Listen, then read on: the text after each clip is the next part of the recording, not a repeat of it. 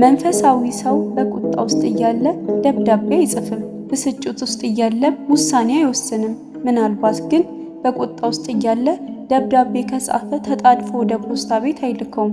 ለአንድ ለሁለት ቀን እንዳለ ያስቀምጠዋል። ከዚህ በኋላ በድጋሚ ያነበውና ወይ ቀዶ ይጥለዋል፣ አለበለዚያም ሌላ ይጽፋል። ይህን በማድረጉ ይህ ነገር በእርሱ ላይ የኃጢአት መረጃ እንዳይሆንበትና ውጤቱም የማያስደስት ሆኖ እንዳይቀር ያደርጋል። በተናደደ ጊዜ ውሳኔዎቹን የሚወስደው ባለማስተዋል ነው። እንደዚህ አይነቶቹ ውሳኔዎች ስሜታዊ ውሳኔዎች ተብለው ይጠራሉ። ብዙዎቹ የተሳሳቱና ተገቢ ያልሆኑ ውሳኔዎች ናቸው።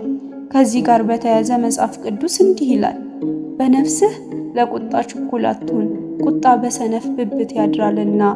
መክብብ ምዕራፍ 7 ከቁጥር 9። ወስብሐት ለእግዚአብሔር ወለወላዲቱ ድንግል ወለመስቀሉ ክቡር። ይቆየን።